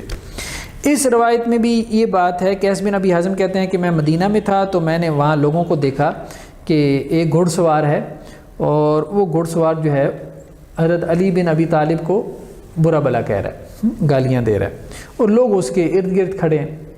اب یہ ایک بازار کا واقعہ ہے نا، تو حضرت سعد بن ابی وقاص آتے ہیں اور وہ وہاں پہ جو ہے وہ دیکھتے ہیں، وہ پوچھتے ہیں بھائی کیا ہو گیا، اس بندے کو کیا ہوا ہے؟ تو انہوں نے کہا جی یہ حضرت علی کو برا بلا کہہ رہا ہے۔ تو حضرت سعد جو ہے وہ آگے بڑھتے ہیں، یہ وہی بات ہے نا، حضرت علی نے خود کہہ دیا میرے حوالے سے دو انتہائیں پیدا ہوں گی، ہیں ایک لوگ جو میری محبت کی وجہ سے یعنی اس میں اتنا غلو کریں گے کہ جہنم میں جائیں گے، اور ایک میرے بغض میں اتنا آگے بڑھ جائیں گے کہ جہنم میں جائیں گے۔ تو حضرت سعد بن وقاص جو ہے وہ آگے بڑھے اور انہوں نے کہا بھائی تم کیوں حضرت علی کو برا بلا کہہ رہے ہو، گالم گلوچ کر رہے ہو؟ کیا وہ سب سے پہلے اسلام لانے والے نہیں تھے؟ کیا وہ اللہ کے رسول کے ساتھ سب سے پہلے نماز پڑھنے والوں میں سے نہیں تھے؟ کیا وہ لوگوں میں سے زاہد ترین آدمی نہیں تھے؟ کیا وہ لوگوں میں سے سب سے بڑھ کے علم رکھنے والے نہیں تھے؟ اسی طرح سے حضرت علی کے بڑے فضائل انہوں نے بیان کیے۔ کیا وہ اللہ کے رسول صلی اللہ علیہ وسلم کے داماد نہیں تھے؟ کیا وہ خیبر والے دن جو ہے وہ اللہ کے رسول صلی اللہ علیہ وسلم کا جھنڈا ان کے ہاتھ میں نہیں تھا؟ پھر حضرت سعد بن ابی وقاص نے جو ہے وہ قبلہ رخ ہو کے اس کے خلاف بد دعا کی اور کہا اللہم ان ھذا یشتم ولی من اولیائک، اے اللہ یہ آپ کے اولیاء میں سے ایک ولی کو گالی دے رہا ہے، فلا تفرق ھذا الجمع حتی تریم قدرتک، یا اللہ یہ مجمع جو ہے یہاں سے منتشر نہ ہو لیکن اس سے پہلے تو اپنی قدرت دکھا دے۔ تو اب وہ اس کے گھوڑے نے اس کو اٹھا کے دے مارا اور اس کا دماغ نکل آیا، ٹھیک ہے۔ اب بات یہ ہے کہ یہ روایت اگر تو آپ اس روایت کو کہتے ہیں کہ یہ صحیح ہے، جیسا کہ ہے صحیح روایت ہے، ٹھیک ہے، اس کو جو ہے وہ مستدرک حاکم کے جو امام ہے امام حاکم انہوں نے کہا ہے کہ شیخین کی شرط پہ صحیح ہے، امام ذہبی نے بھی کہا کہ بخاری اور مسلم کی شرط پہ ہے۔ بات یہ ہے کہ یہ روایت یہ ثابت کر رہی ہے کہ حضرت علی کو جو گالی دی گئی یعنی ایک واقعہ ہوا، اب اس میں حضرت سعد بن ابی وقاص نے بد دعا کی تو وہ بندہ زمین میں دھنستا چلا گیا۔ اس کے بعد اب آپ کہیں کہ جی لوگ ممبروں پہ گالی دیتے تھے اور وہ نہیں دھنستے تھے یا ان کے ساتھ کچھ نہیں ہوتا تھا، ٹھیک ہے، یعنی ایک طرف تو آپ خود ہی یہ واقعہ بیان کر رہے ہیں نا، خود ہی یہ واقعہ بیان کر رہے ہیں کہ حضرت علی مطلب ان کا مقام اور مرتبہ وہ تھا کہ اگر کوئی ان کو برا بلا کہتا تو اس کو زمین میں دھنسا دیا جاتا۔ تو اگر یہ بات ایسی ہے تو پھر یہ ہے کہ جنہوں نے ممبروں پہ جو ہے وہ بیٹھ کے لان تان کی ایک پوری تحریک چلائی ہوئی تھی تو ان کو کچھ نہیں ہوا، ٹھیک ہے، ان کے اوپر اللہ کی طرف سے کوئی عذاب نازل نہیں ہوا. تو یہ بات جو ہے نا اس کے اندر کنٹرڈکشن موجود ہے نا. تو ایسا نہیں تھا. مطلب کہنے کا مقصد یہ ہے کہ حضرت علی رضی اللہ تعالیٰ عنہ کے حوالے سے بہرحال ایک رویہ پیدا ہوا کہ کچھ لوگ چند ایک لوگ ایسے تھے کہ جنہوں نے حضرت علی رضی اللہ تعالیٰ عنہ کے حوالے سے کہ اس انتہا پہ پہنچ کے کہ ان کو گالی دی. لیکن یہ ہے کہ مجلس میں موجود صحابہ کرام نے ان کا دفاع کیا. لیکن یہ ہے کہ اس وقت کی آپ کہیں کہ جی صحابہ کرام کی جماعت یا حضرت امیر معاویہ یا ان کے ساتھیوں رضی اللہ عنہم کی طرف سے باقاعدہ کوئی تحریک نہیں تھی لان تان کی یا گالم گلوچ کروانے کی. یہ تاثر غلط ہے. یہ جن روایات سے پیدا ہوتا ہے وہ روایات صحیح درجے کو نہیں پہنچتی. ٹھیک ہے، جو روایات صحیح درجے کو پہنچتی ہیں ان سے بس اتنا محسوس ہوتا ہے کہ بعض مجالس میں اب دیکھیں نا باہر لڑائی ہوئی ہے، جنگوں میں آمنے سامنے ہوئی ہیں، ایک دوسرے کے اوپر تبصرے تو کیے ہوں گے، ٹھیک ہے، کامنٹس تو کیے ہوں گے، ایک دوسرے کا غیر مناسب الفاظ کے ساتھ ذکر تو کیا ہوگا. ٹھیک ہے، تو یہ سب ہوا ہے. یہ ہم نہیں کہتے کہ یہ نہیں ہوا. یہ اگر ہوا ہے تو یہ بھی غلط تھا. یہ وہی بات تھی جو ہم نے کہا تھا کہ جو مشاجرات صحابہ میں اب ظاہری بات ہے جو لڑائیاں ہوئی ہیں تو اس میں ہم یہ کہتے ہیں کہ حضرت امیر معاویہ ان کے ساتھی کیا تھے، خطا کے اوپر تھے. ٹھیک ہے، یعنی اجتہادی خطا کے اوپر تھے.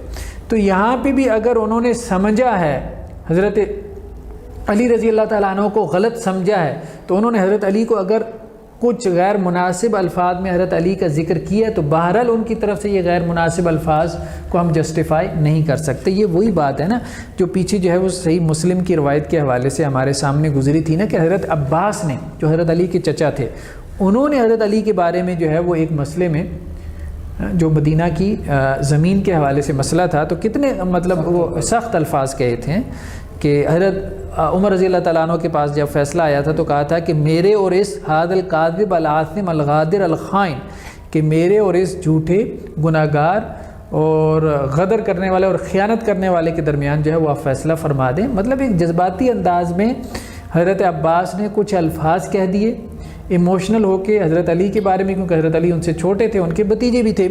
تو یہ ہم یہی کہیں گے کہ حضرت علی کے بارے میں ان کے یہ الفاظ ثابت مطلب نہیں، حضرت علی ایسے نہیں تھے، بالکل بھی نہیں تھے، کسی طور پہ بھی نہیں تھے. ہم یہی کہیں گے کہ انہوں نے یہ جو الفاظ استعمال کیے حضرت علی کے بارے میں یہ ان کی ایک خطا تھی، ایک اجتہادی خطا تھی. حضرت علی ان الفاظ کے مستحق تھے، نہ ہی حضرت علی ایسے تھے. اسی طرح سے حضرت امیر معاویہ اور ان کے ساتھیوں کی طرف سے اگر کچھ الفاظ کہے گے حضرت علی کے حق میں تو ہم یہی کہیں گے کہ وہ الفاظ غلط ہیں. حضرت علی ان الفاظ کے مستحق نہیں تھے اور ان کو وہ نہیں کہنے چاہیے تھے. لیکن یہ ہے کہ اس کو اس طرح سے ثابت کرنا کہ یہ کوئی باقاعدہ جو ہے وہ ایک تحریک تھی، موو تھی، تو بہرحال یہ ایک من گھڑت بات ہے، یہ ایک فیبریکیٹڈ بات ہے، یہ ایک آپ اس کو کہہ سکتے ہیں کہ جی ایک بہتان ہے. ٹھیک ہے نا، یہ آپ کو تاریخی روایات سے تو آپ ثابت کر سکتے ہیں، یہ آپ صحیح احادیث سے ثابت نہیں کر سکتے. ٹھیک، یہ آپ دیکھیں نا جیسے انہوں نے نوٹ لگایا 23 نمبر پیج پہ. اب دیکھیں نا یہ بات ثابت کرنے کے لیے انہیں تاریخی حوالے لینے پڑے. یہ نوٹ کیا لگایا ہے 23 نمبر پیج پہ کہ علامہ جلال الدین سیوطی کہتے ہیں متوفہ 911 ہجری، یعنی کب کی بات ہے؟ 900 سال بعد کی بات ہے. ٹھیک ہے، تاریخ بھی کب لکھی گئی؟ 900 سال بعد امام سیوطی صاحب کو جو ہے نا وہ پتہ چلا کہ بنو امیہ جو ہیں اپنے خطبات میں سیدنا علی بن ابی طالب کو گالی دیا کرتے تھے. یہ سٹیٹمنٹ آپ حدیث سے کیوں نہیں لے کے آتے؟ آپ کو یہ سٹیٹمنٹ حدیث سے نہیں ملی نا، تو آپ کو 900 سال بعد لکھی جانے والی تاریخ کی ایک کتاب سے، ایک بابے سے آپ کو مدد لینی پڑی. ٹھیک ہے، کہ آپ اس بابے کا قول نقل کریں. ٹھیک ہے، تو پھر جب سیدنا عمر بن عبد العزیز تابعی رحمہ اللہ خلیفہ بنے تو انہوں نے اس غلیظ انتہائی گستاخانہ اور کبیر رسم کو بند کروا دیا. یہ غلیظ انتہائی گستاخانہ اور کبیر رسم، یہ بریکٹ میں ہے نا؟ یہ تو خیر بریکٹ میں ہے، یہ تو ان کے الفاظ نہیں ہیں. اور حکومتی کارندوں کے نام حکم نامہ جاری فرمایا کہ اس غلیظ رسم کو بند کر دیا جائے. ٹھیک ہے، اب بات یہ ہے کہ یہ جو بات ہے یہ آپ امام سیوطی سے نقل کر رہے ہیں. درمیان میں 900 سال کا فاصلہ ہے. صحیح الاسناد روایت کہاں سے ہو گئی؟ 900 سال کی سند کہاں پہ ہے؟ ٹھیک ہے، تو اگر 900 سال کی سند نہیں ہے تو پھر ظاہری بات ہے کہ آپ بابوں سے نقل کر رہے ہیں. تاریخ الخلفاء ہے یہ کتاب کا نام امام سیوطی سے. ٹھیک ہے، دوسروں کو آپ تانے دیتے ہیں کہ جی وہ تاریخ کی کتابوں سے نقل کرتے ہیں، اور یہاں پہ بھی یہی بات کہا ہے کہ اوپر جو ہیڈر چل رہا ہے نا، قرآن اور صحیح الاسناد احادیث، ٹھیک ہے، اور جھوٹی بے سند اور ضعیف الاسناد تاریخی روایات، ان سے بچتے ہوئے. ٹھیک، تو کہاں اب آپ آ گئے. مطلب یہ ہے نا کہ وہ جو امیج بنانا چاہ رہے تھے نا، ٹھیک ہے، وہ امیج ان کو صحیح حدیث سے بن نہیں رہا تھا نا، تو اس لیے ان کو نوٹ لگانا پڑا، اور نوٹ بھی تاریخ کی کتاب سے لگانا پڑا. یہ نہیں ہونا چاہیے تھا. تو یہ بہت غلط بات ہوئی. یہ 23 نمبر پیج پہ آخر میں یہ جو 2 احادیث ہیں، بس یہی میرے خیال میں اس چیپٹر میں سے 2 چیزیں رہ گئی ہیں جن کا تذکرہ کر کے ہم پھر اس چیپٹر کو وائنڈ اپ کرتے ہیں. تو یہ 23 نمبر پیج پہ 46 کے تحت یہ 2 احادیث لے کے آئے ہیں. ایک سنن نسائی کی حدیث ہے، اور ایک جو ہے وہ سنن الکبریٰ امام بہقی کی ہے، اس کی روایت ہے. تو یہ سعید بن جبیر سے ہے کہ میں عبداللہ بن عباس رضی اللہ عنہ کے ساتھ تھا میدان عرفات میں. تو عبداللہ بن عباس نے کہا کہ لوگ جو ہے وہ تلبیہ کیوں نہیں پڑھ رہے. تو میں نے یہ کہا، یعنی سعید بن جبیر کہتے ہیں کہ لوگ جو ہے وہ امیر معاویہ سے ڈرتے ہیں، یعنی ان کے ڈر سے تلبیہ نہیں پڑھ رہے. مثال کے طور پہ انہوں نے منع کیا ہوا ہے تلبیہ پڑھنے سے. تو حضرت ابن عباس نکلے اپنے خیمے سے، فقال، اور کہا، لبیک اللہم لبیک لبیک فإنہم قد ترکوا السنہ من بغض علی، کہ اور ساتھ میں یہ بھی کہا کہ ان لوگوں نے سنت کو حضرت علی کے بغض کی وجہ سے ترک کر دیا. ایک تو یہ. دوسری روایت جو ہے سنن کبریٰ کی امام بہقی کی، اس میں یہ وہی روایت ہے، لیکن تھوڑا سے الفاظ اضافہ بھی ہیں کہ حضرت عبداللہ بن عباس جو ہے وہ اپنے خیمے سے نکلے اور انہوں نے کہا، لبیک اللہم لبیک فإن راغم انف معاویہ، چاہے امیر معاویہ رضی اللہ عنہ کی جو ہے وہ ناک خاک آلود ہو، اللہم لعنہم، اللہ ان پہ لعنت کرے، فقط ترک السنہ من بغض علی، کہ انہوں نے علی کی بغض میں سنت کو چھوڑ دیا رضی اللہ عنہ. تو اب یہاں اصل مسئلہ یہ ہے کہ کچھ چیزیں جو ہے ہم نے ان کا تذکرہ کیا تھا پیچھے، فقہی اختلافات میں سے نقل ہوئی ہیں، ٹھیک ہے. تو حضرت امیر معاویہ کا ایک موقف تھا، بہرحال ان کے موقف سے آپ اختلاف کر سکتے ہیں. صحابہ میں بہت سارے فقہی معاملات میں اختلاف ہو جاتا تھا، تو اس میں ایک صحابی بعض اوقات دوسرے صحابی کے حوالے سے کوئی سخت کمنٹس بھی جاری کر دیتا تھا. تو جیسے اب یہاں پہ دیکھیں کہ حضرت عبداللہ ابن عباس نے یہ بات کہی ہے جو سنن کبریٰ یعنی بہقی کی ہے روایت ہے کہ اللہ تعالیٰ ان پہ لعنت کرے. اب ایک طرف تو آپ کہہ رہے ہیں کہ جی لعنت ہوتی تھی ادھر سے ادھر، تو ادھر سے بھی تو ادھر جا رہی ہے، کہنے کا مقصد یہ.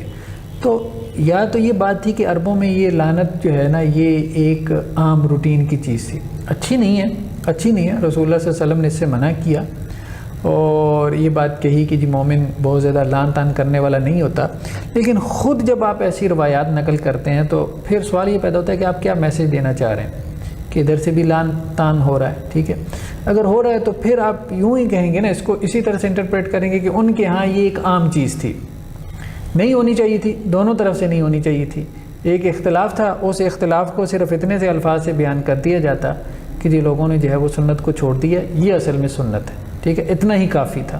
ٹھیک ہے، کیوں چھوڑا اب اس میں یہ چیز کی جی حضرت علی کے بغض کی وجہ سے چھوڑا یا یہ کہ اللہ ان پہ لعنت کرے. ٹھیک ہے، یہ چیزیں ایسی نہیں ہیں کہ جن کی وجہ سے ایک دوسرے کے اوپر مطلب لعنت کی جائے.